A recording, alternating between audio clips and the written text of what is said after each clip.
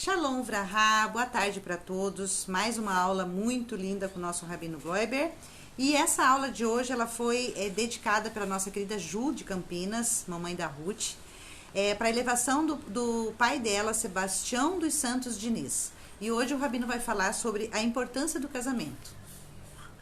E com a gente, Shalom, nosso Vrahá. querido Hillel e nossa querida Ruth e eu. E o Rabino Gloiber. e até eu tô aqui.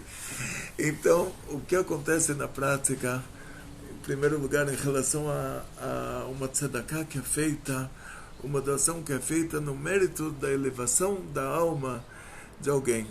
Uma pessoa chega, depois dos 120, com saúde de 20, a pessoa chega lá em cima, no paraíso, no tribunal divino. Antes de entrar no paraíso, a pessoa chega num tribunal divino. Um dos 13 princípios da fé judaica é que Deus ele dá um prêmio para quem fez a coisa boa. E ele dá um castigo para quem fez a coisa ruim. Sendo que Deus é a essência do bem, a natureza do bem é fazer o bem. Então, nós vamos descer de nível em relação a esse castigo. Quem vai determinar o castigo vão ser os anjos do tribunal divino. Lá tem anjos e almas de tzadikim.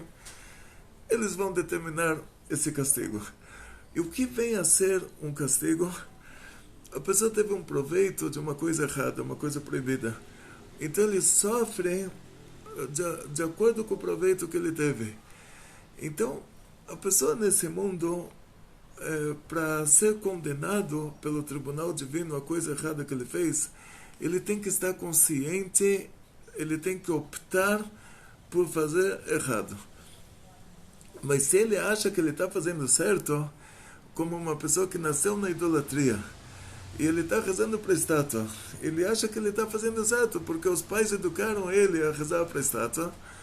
Então essa pessoa lá em cima, ele não é condenado por ter feito idolatria. Ele teve a educação errada.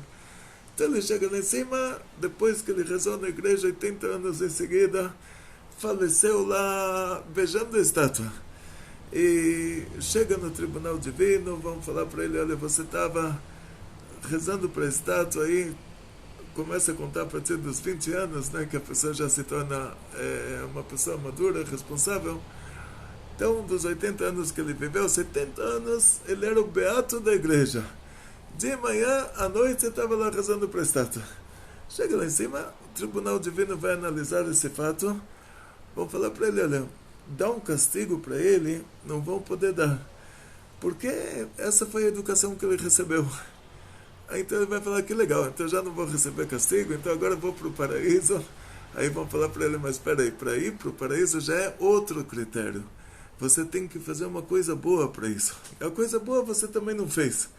Então, receber um castigo pela idolatria você não vai receber, porque você não sabia que você estava fazendo a coisa errada. Agora, ir para o paraíso, o que você fez de bom? E ele não fez nada que justificasse isso. Aí chega a filha dele e fala, não, eu vou dar uma tzedakah no mérito da subida da alma dele, a alma dele vai subir do tribunal divino, ela vai subir para o paraíso. Então, por isso a gente fala que essa tzedakah é Ilui Neshama. No mérito do Ilui é a subida da Neshama, que é a alma. Então, muito obrigado para a Ju, que fez essa doação, que Hashem dê para o pai dela, que a alma tenha uma subida. Sebastião dos Santos Diniz. Sebastião dos Santos Diniz, que a alma tenha uma subida muito grande. E em relação ao tema da nossa aula de hoje, que esse tema é um casamento. O que é um casamento pela Torá? Está escrito nos 7 mandamentos de Bnei Noach que é proibido a pessoa ter uma relação com a mulher do outro. E quem é a mulher do outro quando nós falamos sobre Bnei Noach? Diz o Rambam que 2 pessoas, um homem e uma mulher, eles se unem com a intenção de montar uma família, com a intenção que eles agora são uma família. E não importa se essa união, cada um deles por si só tomou essa decisão e os dois foram morar juntos, para ela engravidar e ter filhos, ou se ela já está numa idade que não pode engravidar e ter filhos, pelo menos para eles viverem como marido e mulher, pela Torá, eles são marido e mulher.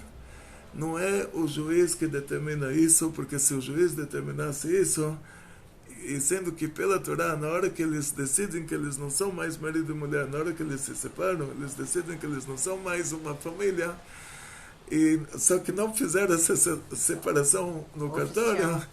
Então, se fosse o juiz que fosse determinar que eles são marido e mulher, eles continuariam sendo marido e mulher até fazer o divórcio civil. Mas sendo que para nós não é o juiz que determina, não é o padre que determina, ela pode ter casado na igreja e o padre falado para ela até que a morte se separem, e depois ela registrou o casamento no cartório, o juiz falou para ela até que o divórcio se separe, e depois eles brigaram e ela falou, olha, cansei de bater no meu marido, e ele, na hora que eu bato nele, ele grita muito alto, e eu quero mudar de marido. Aí, não importa o motivo ela acordou de mau humor, o motivo ela surtou, não importa o motivo, eles se separaram.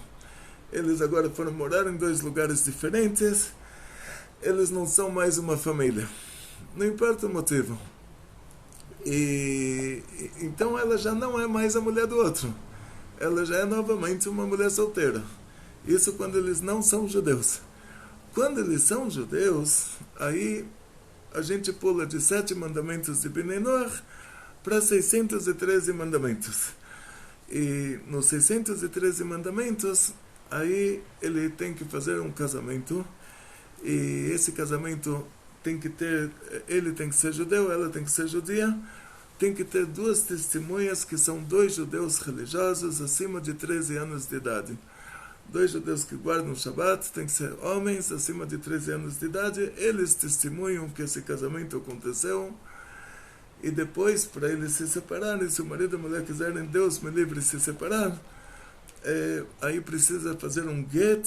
O get precisa já de 3 rabinos, que eles são chamados de Dayanim, um tribunal rabínico, eles são juízes rabínicos. Então quer dizer que o casamento judaico já é mais complicado. Já é para um divórcio judaico, se ela não fez o divórcio nesse tribunal rabínico, quer dizer, na verdade, o marido vai lá, faz o divórcio e o tribunal rabínico entrega para ela. Se ela não fez dessa maneira, ela continua sendo uma mulher casada enquanto ela não recebe o divórcio do marido. Então, são 2 critérios diferentes. Então, para quem não é judeu, a união estável deles torna a vida deles um casamento, e a desunião estável torna eles novamente solteiro e solteira. Para quem é judeu, o casamento judaico feito por um rabino judeu ortodoxo, isso torna eles marido e mulher. E se é coisa reformista ou outras istas aí, não adianta, quer dizer, tem que ser 2 judeus religiosos que eles guardam o Shabbat, que eles vão ser as testemunhas. E se esses 2 judeus religiosos se encontram dentro de uma sinagoga reformista, eles já não são mais considerados 2 judeus religiosos. Não contam mais como testemunha. Não contam mais como testemunha. Então, se ela fez um casamento judaico religioso, e depois, Deus me livre, por qualquer motivo que não aconteça, ela quer se divorciar, tem que fazer o get. Agora vamos analisar. Só deixa eu perguntar uma coisa. Agora, pergunta. Então, assim, por exemplo, então tá, o homem eles se separaram, tipo, tiveram a separação de corpos dentro do, mas não foi feito. O judeu ou não judeu? Não, judeu, daí não foi feito o get, né? Não passou pelo tribunal. Sim. A mulher não recebeu a notificação de que, né, que aconteceu um get. Não recebeu o get. Se acontece dele, por exemplo, ter uma mulher e ela, ou vamos supor ela, Deus me livre, ter um outro marido, então nesse ínterim, que não foi dado o get, o que acontece? Como que é isso, pela doutora? Muito bom. Então, quando é feito o casamento judaico, é feita a Ketubá. Depois a gente vai explicar o que é a Ketubá. Mesmo que não foi feita a Ketubá, mas na hora do casamento tinha 2 testemunhas, 2 judeus religiosos acima de 13 anos, mesmo que não fizeram o Ketubá, é obrigado a fazer o get. Se não foi feito o get, ela é uma mulher casada. E ele é um homem casado. Normal. Então, se cada um vai morar com outra pessoa. Então, ela, como mulher casada, dormindo com alguém que não é o marido dela, Deus me livre, lá em cima é uma coisa muito grave. Mas muito grave mesmo. Assim, o nível de gravidade disso é mais do que um assassinato pela Torá.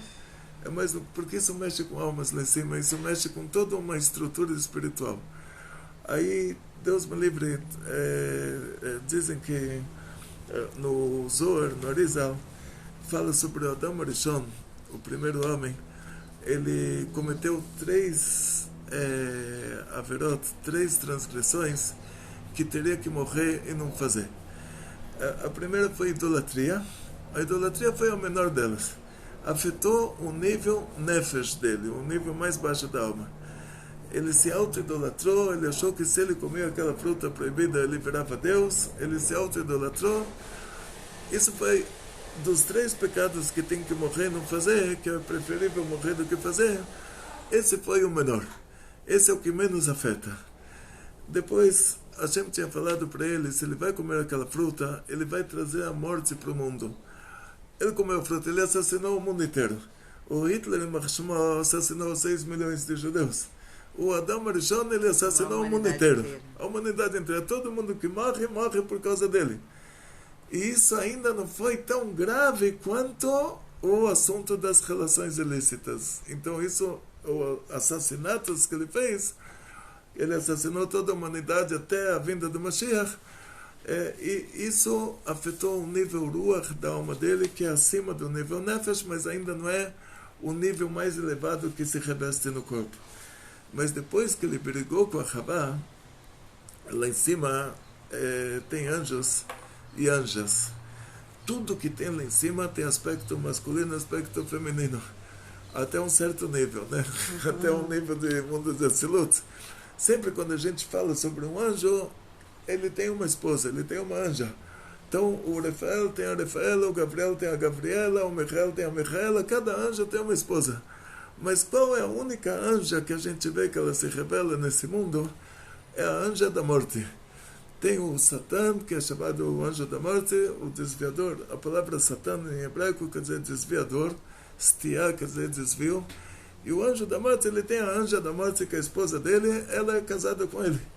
E ela se materializou, e para dar prazer para o marido dela, sendo que o nível de tumá, o nível de impureza, ela é tão grande que é um nível que o marido tem o prazer em ver a esposa dele dormir com outra. Uma coisa assim absurda, que a gente não tem ideia assim, de como funciona o lado impuro. E esse anjo da morte, ele teve o prazer que a mulher dele se materializasse e tivesse relações com Adam Arishon. E esse Gilui Arayot, esse nível de relações proibidas que ele se relacionou com uma mulher casada, que ela se materializou para ter essas relações com ele, isso afetou o nível Neshama dele, que é o nível mais alto. Quer dizer, isso é a pior coisa. Entre fazer idolatria, assassinar é pior do que idolatria, ter uma relação com a mulher do outro é pior do que assassinato.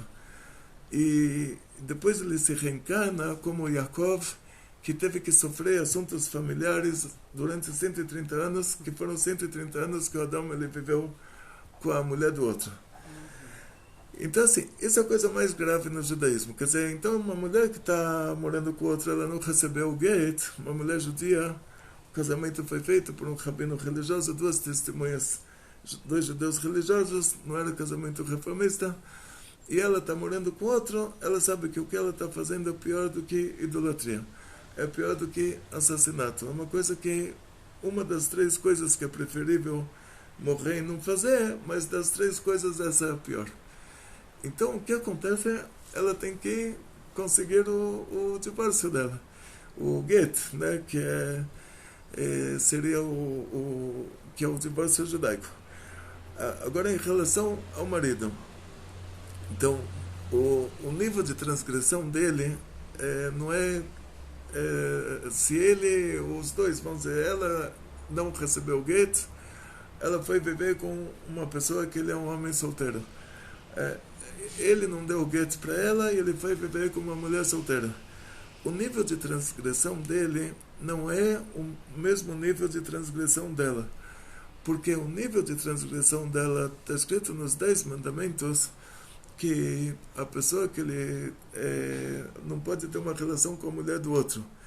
Então, se ele estivesse vivendo com uma mulher que é casada com outro, ele estaria no mesmo nível de transgressão dela que ela está vivendo com alguém que não é o marido dela.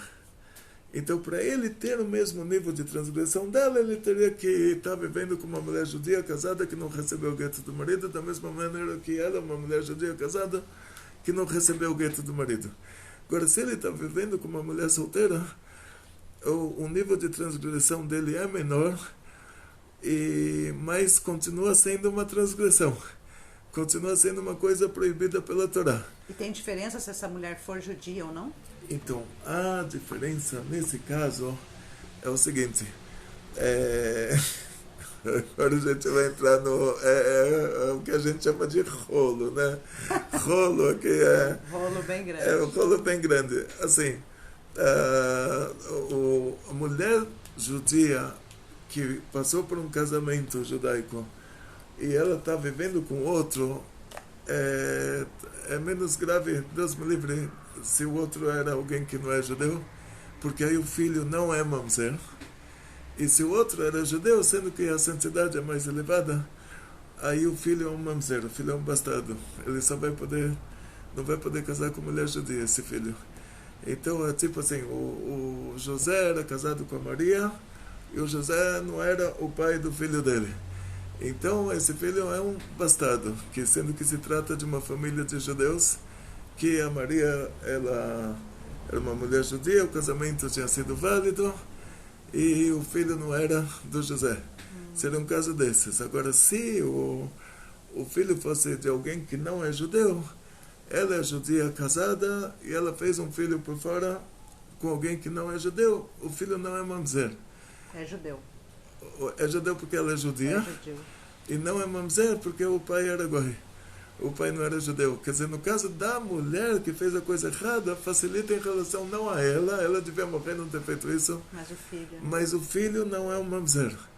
Enquanto que no caso se ela teve a relação com um homem que é judeu também, nasceu filho, esse filho é um mamzer. E aí, para determinar que ele é mamzer, não é assim qualquer um que fala. Aí teria que ser o tribunal rabínico que teria que determinar isso, analisar os fatos e determinar isso. Porque, assim, ninguém estava lá para ver o pensão no inteiro, para ver... os julgamentos da Torá, eles não são baseados em deduções. Eles têm que ser com testemunhas visuais. Então, para se determinar se alguém é mamzer, é difícil. Agora, a transgressão do homem é um homem judeu, que ele é casado, e ele está tendo uma relação com uma mulher solteira, que a mulher solteira judia é mais grave por causa do assunto da nidá, assunto que a mulher judia, quando ela fica menstruada, ela teria que ir para o mikveh. E então, a mulher não judia não precisa, né? A mulher não judia não tem esse mandamento, esse nível de nidá. Só que nos dois casos, nossos sábios, eles determinaram um castigo para ele por ele ter tido uma relação com alguém que não é casado com ele, ou seja... Ele estando casado... Não, espera, ele estando casado, assim, o Baba Sali tinha 4 esposas, mas ele era oficialmente casado simultaneamente com cada uma das 4. Então, imagina assim, Rabinato da Arábia Saudita. Tem lá o Rabino da Arábia Saudita, ele pode fazer um casamento de um judeu que nasceu na Arábia Saudita, filhos de judeus que nasceram lá na Arábia, sendo que naquele país se costuma casar com algumas mulheres, e os judeus separadim dos países árabes verdadeiros, aonde se costuma casar com algumas mulheres, é permitido para eles também se casarem com algumas mulheres. E antigamente as mulheres, elas queriam muito isso. O trabalho da casa era difícil. A mulher queria muito que tivesse alguém para ajudar ela a cozinhar, para ajudar ela a arrumar a casa. Então a mulher sempre ela pedia para o marido para se casar com mais alguém para facilitar o trabalho dentro da casa. Assim sempre foi a mentalidade dos países árabes.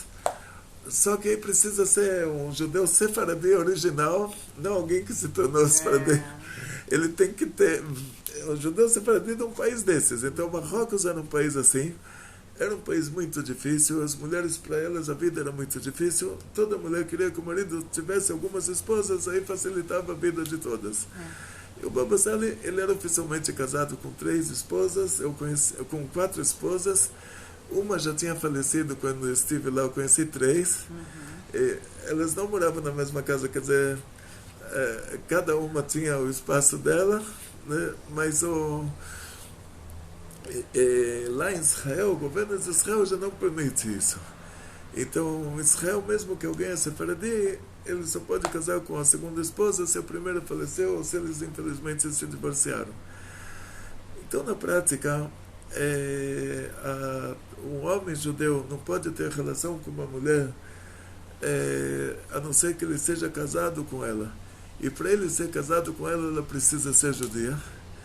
Então, e alguém que não é judeu, o casamento funciona dessa maneira. Se eles se uniram e tornaram a vida deles uma união estável, então eles são considerados casados pela Torá. E se eles se desuniram definitivamente, eles são considerados já solteiros pela Torá. Enquanto que o judeu não. Ele vai depender do casamento judaico e do get judaico. E depois vocês deixem no comentário se tem alguma pergunta, se ficou alguma dúvida sobre isso, né? Vai ter bastante, então.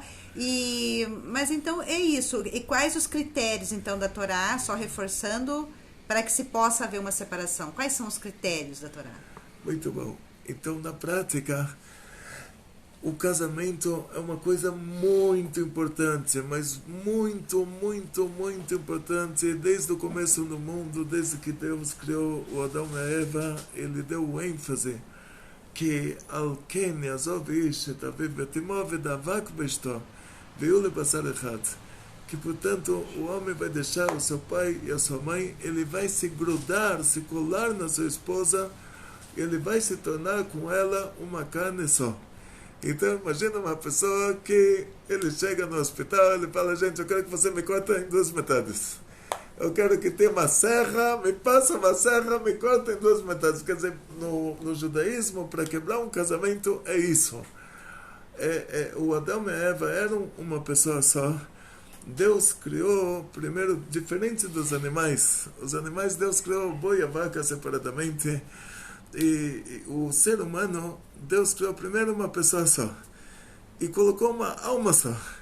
Essa alma recebeu aspecto masculino, aspecto feminino, e depois Deus separou essa pessoa, o lado homem do lado mulher. Não, a história da costela é papo furado. Que a palavra tzela, que é traduzido como costela, é lado. Quer dizer lado. Então tinha o lado homem, lado mulher. Então Deus fez o ser humano lado homem, lado mulher, depois separou o lado homem do lado mulher. E depois eles têm que se unir, eles têm que se grudar, se colar um no outro, como 2 coisas quebradas que você cola, e eles se tornam uma carne só. Então, no judaísmo, a gravidade de um divórcio é como você serrar uma pessoa no meio. Deus me livre.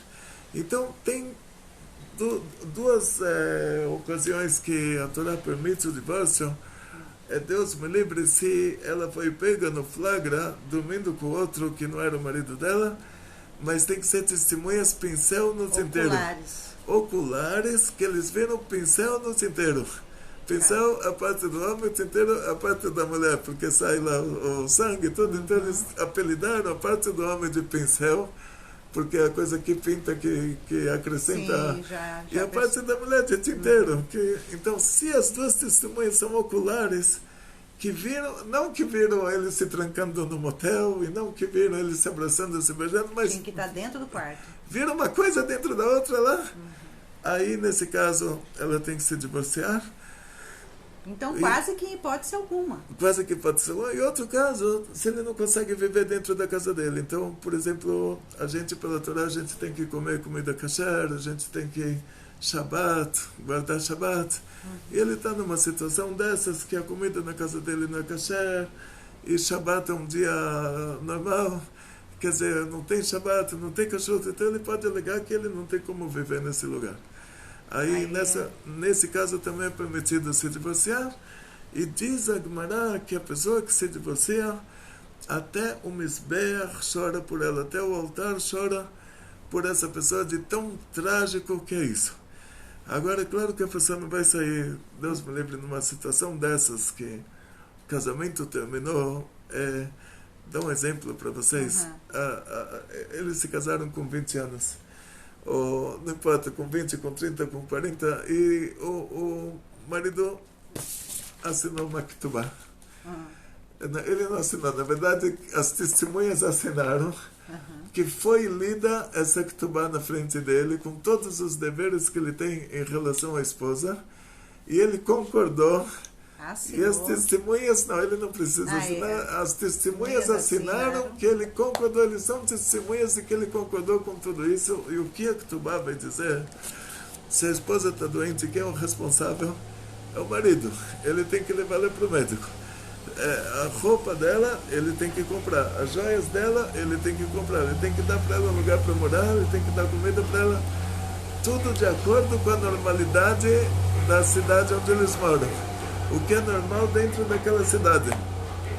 Ou seja, normal aqui, que as mulheres no Brasil têm muitos vestidos, muitas roupas e muitas joias, e o normal em outro lugar que elas têm menos roupas. De acordo com a normalidade da cidade dele, assim ele tem que dar para ela um seguro de saúde normal, uma roupa normal, uma casa normal, uma comida normal. Ele é responsável por todas as necessidades básicas dela. Então a mulher chega nos 50 anos, tem a crise da menopausa, ela começa a sentir nojo do marido, começa a sentir uma repugna, os hormônios lá mudam, ela não teve uma reposição hormonal, ela enlouquece, ela não consegue olhar para o homem. Isso é uma doença. Então ele não pode falar, minha mulher está doente, vamos divorciar. Não. Que tem que tomar. Mulher está doente, tem que levar ela para o médico. Mas se eu falo para ela que ela precisa ir para o médico, ela surta, ela sobe nas paredes, ela me faz eu subir nas paredes. Reza. Mas você não pode divorciar a mulher porque ela está doente. Você não pode dormir com ela não quer dormir com você. Mas qual o motivo? O motivo não é que ela optou por isso. O motivo é a doença. Então, você não tem o que reclamar. Então, tá bom. Então, não dorme com ela. Está te faltando? Está te faltando. Então, se dedica a prazeres espirituais. Começa a estudar mais Torá, a cumprir mais mitzvot. Se aprofunda mais. Desvia o foco. Não pensa mais prazeres materiais. Não pensa mais nos prazeres materiais. Pensa nos prazeres espirituais. Agora, a mulher, ela tem como obrigação dormir com o marido. Ela tem como obrigação fazer a comida do marido, lavar a roupa do marido. Isso é obrigado. Da mesma maneira que ele é obrigado a comprar as roupas dela, ela é obrigada a lavar as roupas dele. Da mesma maneira que ele é obrigado a comprar comida, ela é obrigada a fazer comida para ele comer também. Só que a mulher judia não é obrigada a casar, né? Mas espera, vamos chegar lá. Aí o que acontece na prática, que o Shulchan Aruch fala que a gente não pode ficar sozinho. Então, de acordo com o Shulchan Aruch, a mulher tem que se casar também, não só o homem. Só que em relação ao mandamento de Priá Verifiá, o mandamento de ter um filho e uma filha, esse mandamento recai sobre os homens. Mas ficar sozinho, o Shulchan Aruch, ele proíbe ficar sozinho. A mulher também tem que ter um marido. Agora, se ela está numa condição dessa, que ela não consegue, ela está com problemas hormonais, aí tá bom, isso entra na categoria de doença, ele tem que ajudar ela. Agora vai ter um caso que ela vai ser chamada de Moredet. Moredet, ela fala, sabe o que? Eu de pirraça não durmo com você, de pirraça não te faço comida, não lavo essa roupa, não faço nada. Isso é chamado de Moredet. A Moredet é um caso que ele é analisado se ele pode se divorciar por causa disso, que é um caso que na Torá, a Ketubá, ela tem um valor financeiro. Se o marido falece, antes de distribuir a herança, a mulher vai receber o que foi feito de contrato com ela antes do casamento. O valor. Tem um valor estipulado. O valor estipulado. Então, o valor estipulado, se os sefaradim costumam colocar em dólares, até uma coisa interessante. A gente é tudo em aramaico, Azuz, a moeda da época antiga. Azuz é um salário de 2 anos, né? Os 200 Zuz, O nosso tá em dólar, hein? O seu, porque o Rabino Hakuk, ele é separado dele, acrescenta em dólares também, mas o que acontece na prática, essa Ktubá é um valor de um salário de 2 anos, tipo até ela encontrar outro marido depois que o marido faleceu, e então ela consegue sobreviver 2 anos. Mas se ela está nessa classificação de Moredet, tipo a mulher que se revoltou, ela está fazendo uma pirraça, ela não dorme com o marido por opção, ela não faz comida para o marido por opção, ela não lava a roupa do marido por opção, ela é a Moredet. Aí, se ele vai para o Betadin, o marido, ele fala que ele quer se divorciar por causa desse motivo, isso pode terminar num divórcio e ela perde o valor da Ktubá. Mas o Betadin, eles não são bobinhos, eles falam, olha, sabe o que? Ela está usando isso como argumento, que ela não quer dormir com você, e ela está... Então agora nós vamos trazer aqui já não é a área dos rabinos, né? Mas eles têm no Betadin o que eles chamam de a sessão de Shalom Bait. Aí tem rabinos especialistas, eu vou contar para vocês uma história em Ashdod. A esposa do rabino, chefe da comunidade de Gur de Ashdod, ela era a especialista em Shalom Bait. E ela... eu vou contar para vocês uma história, agora não é para colocar no Facebook, no Instagram, né? Só no YouTube. Oi, bem. Não. Então... Facebook não pode. E no WhatsApp. Então, ela, sendo que no meio religioso tudo é muito... as pessoas são muito cuidadosas assim, em relação ao pudor e o jeito de se expressar.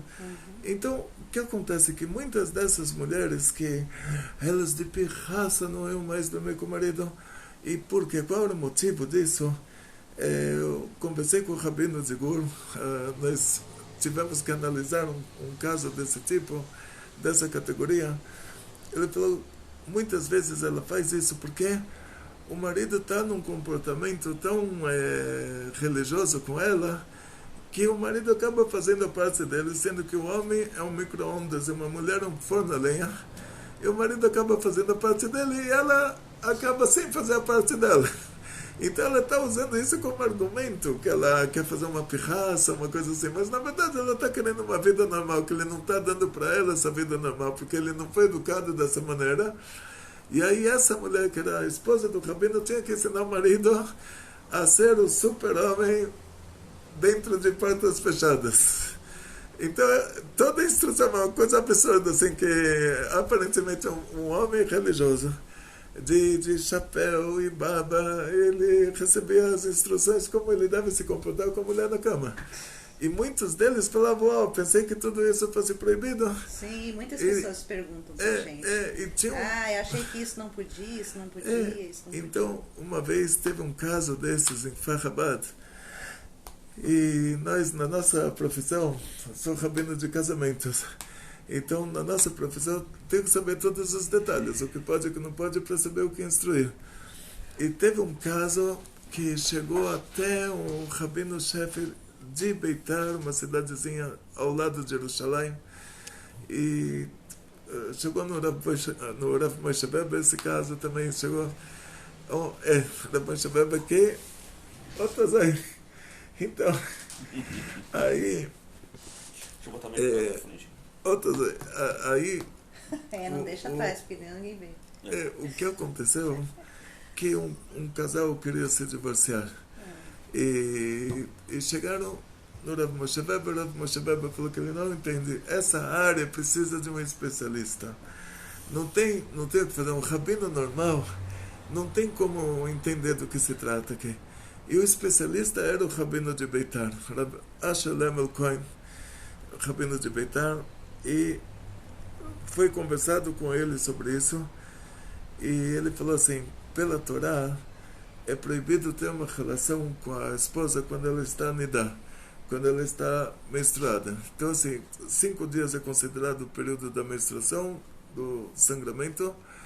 Depois ela faz um efsektará, conta 7 dias limpos, vai para o mikve. Ele falou, a única coisa que é proibida pela Torá é ter relação com ela na hora que é proibido ter relação. As outras coisas são recomendações. Aí nossos sábios vão recomendar não ter uma relação com luz acesa, vão recomendar não ter... vão recomendar várias coisas. E aí ele falou, tem que fazer um equilíbrio, que o que acontece? O marido chega em casa, então a recomendação, nossos sábios recomendam que você tenha essa relação na sexta-feira, depois da meia-noite, que é o horário de pico lá em cima. Você quer trazer uma alma elevada para esse mundo, é o pico dos picos. Mas tem que ser sexta-feira, depois da meia-noite, no escuro. Embaixo, ele tem que estar sem roupa, ela tem que estar sem roupa, porque está escrito, vai se grudar na sua esposa. Então, para se grudar, tem que se grudar, não pode ter a roupa, ele não pode estar de camisa, nem ela. Tem que estar os dois sem roupa nenhuma, mas tem que ter o lençol em cima. E a pergunta era um caso que tinha que Farrabat Bet, né, que chegou para nós, no Koilel, e aí eu acompanhei esse caso até o final. A pessoa falou, olha, cheguei lá sexta-feira à noite, comemos, jantamos, estava muito legal. Depois da meia-noite, já estava cansadérrimo. E aí, luzes apagadas, claro. Não apaga no Shabbat, já deixa apagado antes, né, a luz do quarto. E com um lençol, e foram ter a relação, e ele falou, o negócio dele não funcionou. É um problema técnico. Quer dizer, simplesmente não levantou. Claro que ela vai querer se divorciar, né? Que ela vai falar o ano inteiro assim. Aí ela vai falar, de pirraça, não durmo mais com você, mas na verdade ela está querendo se livrar, mas porque ela não está tendo mar. Então, começou essa história numa aula de pureza familiar em Kfar Bet, que era o segundo Kfar. E aí ele falou para o Rabino, estou fazendo tudo certinho. E aí o Rabino falou, olha, é que a gente não entende do assunto, a gente só lê o que está escrito e repassa. Mas aí tem que ir para o especialista. Chegou no Rav Moshe Weber, falou, olha, eu não entendo do assunto, eu só leio o que está escrito e repasso para vocês, mas tem que ir para o especialista. O especialista era esse Rav Shalem Cohen. Então ele falou assim, olha, nossos sábios falaram que tem que ser sexta-feira, depois da meia-noite, com luzes apagadas, com o lençol cobrindo. Não levantou? Não deu certo? Então já vai tirando etapas. Tipo, já vai tirando... até equilibrar, até você chegar numa situação que funcione a coisa. Na hora que a coisa está funcionando, não precisa ser mais sem vergonha do que isso, vamos dizer assim. Que já está funcionando, já está bom. Mas enquanto não está funcionando, vai tirando os obstáculos, os conselhos, né? Vai tirando os obstáculos, até que a coisa funcione. Então esse casal, eles tinham muitos obstáculos, tipo, para funcionar ela foi muito difícil, no final funcionou. Uma coisa assim, uma história que ficou publicada como tema de estudo. Uau. O que a gente tem que aconselhar num caso desses? Aí o Rav Shalom falou assim, olha, o máximo disso é assim, se ela não está nidá, quer dizer, ela está na situação que é permitido o marido e a mulher ter relação, liberou total. Quer dizer, se isso que falta para eles poderem ter uma relação, para que ela possa participar, e ele também. Então, quer dizer, assim, você vai liberando aos poucos, até chegar na medida certa. Mas se a medida certa é liberar total, então para esse casal, essa é a medida certa para eles. Então, assim, muitas mulheres que elas alegavam que ela é a moredet, né? Ela é a revoltada, ela não quer mais dormir com o marido. Não era porque ela não queria, é porque ela estava lá com ele fazia parte dele, e ela não fazia parte dela. E eles eram muito, assim, religiosos, e eles não sabiam quanto dava para liberar, quanto não dava, e no fim terminava num divórcio. Sim. Aí o Rabino falou, para não terminar no divórcio, você vai liberando, só o que não dá para liberar é se ela está nidá. Se ela está no ciclo menstrual, contando os 5 dias que tem o sangramento e 7 dias limpos, se ela não foi para o mikveh, isso não dá para liberar. O resto, tudo para salvar o casamento, dá para liberar. Então esse era um caso assim que a mulher chegava e falava, não durmo com meu marido. Ah, é um caso de divórcio? É um caso de divórcio, mas o rabino falava, por trás disso, ela está passando uma dificuldade e ela está se expressando dessa maneira, porque ela é uma mulher religiosa, ela tem vergonha de falar, olha, eu estou na cama, ele faz a parte dele, ele vai embora e eu sobro. Então ela tinha vergonha de falar isso, ela falou, preferível ficar sozinha do que ter uma vida dessas. E no final eles conseguiam consertar, e sempre consertavam. Quer dizer, bom, né? Cola cavod, pessoal. Espero que vocês tenham gostado da aula. Muito obrigado pela Ju, né? A Ju querida que dedicou essa aula para a elevação do seu paizinho Sebastião. Ju, um beijo no coração, um beijo no coração da Ruth. E você aí que quer também, que tem um ente querido, que quer fazer uma aula para elevação da alma dele, é só entrar em contato comigo, o telefone está aqui na descrição. Entre em contato comigo, eu sou Rivka Rai, eu sou diretora da ONG, do Rabino Gloiber, e eu vou fazer com que também o seu nome e a elevação da alma apareça aqui nos shiurim do Rabino, tá bom? Um beijo no coração de todos vocês e tudo de bom. Dúvidas tiradas, agora é só alegria. Ficou alguma dúvida, Ruth? Nenhuma dúvida por enquanto? Não, ficou bem clara a aula? Então tá bom. Então obrigada, Rabino. A gente vai continuar esse tema, porque o tema é importante, porque hoje em dia, não sei, a gente não está envolvido nas redes sociais. Mas não sei de onde uma pessoa me fez uma pergunta, falou, olha, o Rabino, ele tinha uma esposa que estava na idade dele, ele já é um senhor, ela era uma senhora, e Deus me livre, trocou uma de 40 por duas de 20 ou uma de 50 por duas de 25, eu não sei exatamente o que aconteceu lá. Decidiu então, que a primeira mulher não era mais alma gêmea. Tomou lá, então assim, na nossa religião não tem isso, ou seja, assim, o judaísmo é visto como um todo. Se uma pessoa desse todo faz uma coisa que não é de acordo com a nossa cultura, a gente não sabe os motivos. A gente não entra, não estudei psiquiatria, não sei como funciona tudo isso. Mas, não assim, pode generalizar, né? Estou contando para vocês o que é certo, de acordo com a nossa cultura, de acordo com a nossa religião. Se vocês verem uma pessoa ou outra que não está se comportando assim, não é normal. Não é o normal.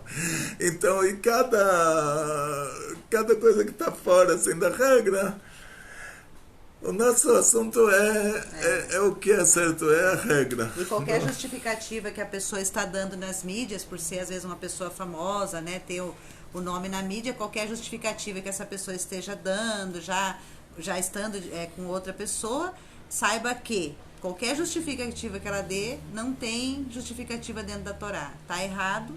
Não é isso normal dentro do judaísmo e por isso a gente tem que deixar as coisas bem... A gente tem que estudar a Torá, né, Rabino? Isso, por isso tem que estar bem esclarecido. E nada melhor do que o Rabino Gloiber, que é um rabino de casamento, entende todas as leis. Até fala um pouquinho, Rabino, rapidinho, assim, sobre como que é para fazer o curso de rabino de casamento. Então, o curso... É fácil? Não. Esse é o pior de todos, é o mais difícil de todos.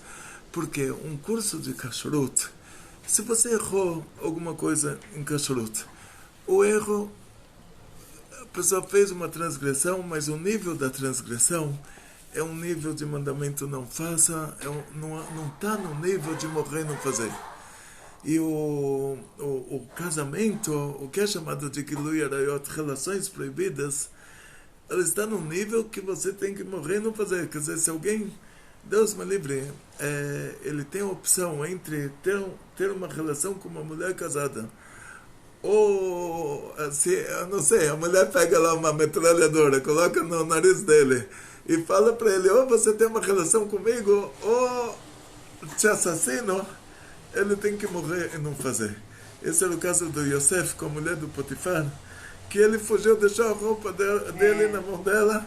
Quer dizer, é um caso de morra e não faça. Agora, as outras coisas, o rabino de kashrut, não é um caso assim de morrer e não fazer. Se alguém te coloca um revólver na cabeça e falou, você come um porco ou te mato, você come o porco e não morre. Então vai ter uma situação que o médico vai falar, você tem que comer um remédio que não é kasher. Então você come um remédio que não é kasher para não morrer. Os outros mandamentos da Torá, fora 3 mandamentos, que é a idolatria, o assassinatos e relações ilícitas, são 3 coisas que você tem que morrer e não fazer, e dessas 3, as relações proibidas são as mais graves. Dessas 3 coisas. Então, se alguém te coloca um revólver na cabeça e fala, ou você mata tal pessoa, ou eu te mato, tem que morrer e não fazer. Mas se alguém fala, ou você vai dormir com tal pessoa, que é proibido dormir com ela pela Torá, que é chamado de Gilui Arayot, que é, por exemplo, homem com homem, ou homem com mulher casada, que não é casada com ela, é casada com outro, o pai com filha, mãe com filho, irmão com irmã. Isso que é chamado de Gilui Arayot é a coisa mais grave. Então, esse curso de rabinato para casamento que o senhor tem, o senhor fez aonde? Então, esse curso eu fiz na América. Ele é assinado pelo rabino-chefe de Israel. O meu diploma me foi dado com a assinatura do rabino-chefe de Israel, Sefaradi, rabino-chefe de Israel, Ashkenazi, que lá em Israel tem a tradição dos judeus europeus, são os Ashkenazim, e os judeus árabes, que são os Então, o senhor pode fazer casamentos tanto de Sefaradi como de Ashkenazi. E o rabino-chefe dos rabinos de Chabad dos Estados Unidos, do Canadá. Ou seja, que era uma coisa que, se eu errasse uma pergunta, já era, quer dizer, já não.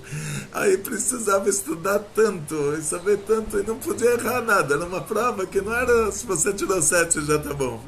Aqui tinha que tirar 10, se tirasse 9,99 já não estava bom. Já não estava bom. Então, assim, na prática, quando nós falamos sobre casamento judaico é uma coisa tão importante e é tão grave se quebrar um casamento judaico a tal ponto que está escrito na Torá, é proibido apagar o nome de Deus. Então, um mandamento da Torá é quando a gente entrasse na Terra Santa, nós teremos que destruir todas as estátuas e apagar o nome de todos os deuses. Então, imagina você comprou uma casa. Você entra na casa, tem lá a estátua de idolatria e o nome da estátua. A casa é sua. Então você não pode ter isso nessa casa. Então você quebra. Então a Terra Santa, quando nós recebemos ela, a terra se tornou nossa. Então não podia ter lá uma idolatria. Então a gente tinha que quebrar as idolatrias e a gente tinha que apagar os nomes dos deuses, aqueles deusinhos. E nesse mandamento está escrito, e não faça isso para Hashem, seu Deus. Quer dizer, não apague o nome de Deus. É um dos 10 mandamentos. Então, um detalhe importante é que quando tinha um problema de Shalom Bait, o marido suspeitou que a mulher dormiu com alguém. O marido viajou. Antes da viagem, ele fala para a esposa, olha, tem um cara dando em cima de você, não quero que você se tranque com essa pessoa dentro de casa. É até proibido falar isso hoje, porque hoje não tem Beit HaMikdash. E o marido viajou, depois de um mês ele volta de viagem, ele bate na porta da casa dele, e aquela pessoa abre a porta, ele pergunta, o que você está fazendo na minha casa? Fala, olha, não tinha onde dormir, então sua esposa me convidou, estou dormindo aqui. E ele me fala, mas a minha casa só tem uma cama. Ela fala, estou dormindo nessa, mas ela do lado dela, eu do meu lado, a gente não está se tocando. E o marido falou, deve ter acontecido alguma coisa aí. Então, a Torá, para que ele não se divorcie, ela diz que não aconteceu nada, né? Então eles vão para o Beit HaMikdash. Lá no Beit HaMikdash é escrito essa Megilat Sotah, que tem o nome de Deus, é colocado dentro da água, o nome de Deus é apagado, e ela bebe essa água, não sei exatamente todos os detalhes, mas ela bebe aquela água com o nome de Deus que se apagou dentro dela. Se ela tinha traído, tanto o cara que dormiu com ela, não importa onde ele estivesse, quanto ela, os dois morreu. E se ela não traiu, aí se ela não tinha filhos, agora a Hashem ia indenizar ela pela vergonha que ela passou, agora ela ia ter filhos. Se ela já tinha filhos, ela ia ter filhos mais bonitos, mais inteligentes. A gente daria uma indenização para ela pela vergonha que ela passou. Parece que tem alguma coisa também de tirar o lenço, né? Nessa hora também que... É a vergonha que ela passa, ela por quê? De mostrar os cabelos, né? Porque ela pode falar, tá bom, vocês estão em dúvida se eu dormir com outro? Não, tá bom, num caso desses, seria permitido para ela se divorciar. Ou seja, não teria problema dela falar, olha, sabe o quê? Eu não vou falar nada, vocês estão desconfiando de mim que eu dormi com outra, tá bom, então me dá o divórcio. Não ia acontecer nada. Ia se divorciar. Mas ela falou, não quero abrir mão da minha ketubá, não quero abrir mão dos meus direitos. Eu não dormi com ela e acabou.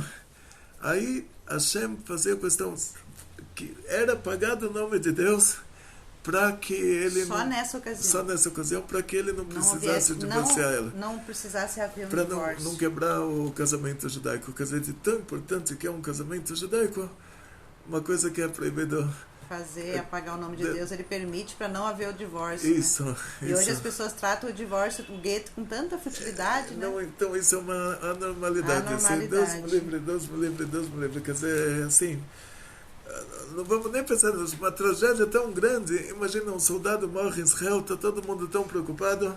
Alguém se divorcia, ninguém está se preocupando. Deus me livre, quer dizer, então é pior. Até o outro já está com o outro, então até desejando felicidade. É pior do que a morte. Pior do que a morte, né? E que Hashem dê a todos vocês sempre muito sucesso, muita saúde, muito dinheiro, felicidades judaicas de toda a família, grandes milagres em grande estilo. Eu estou vendo que esse assunto vamos ter que continuar falando sobre isso. Então, deixe suas perguntas. Deixe suas perguntas, a gente vai continuar. הצלחה, בריאות, פרנסה בשפע, נחת ודמת מכל המשפחה. אמן. וכל טוב.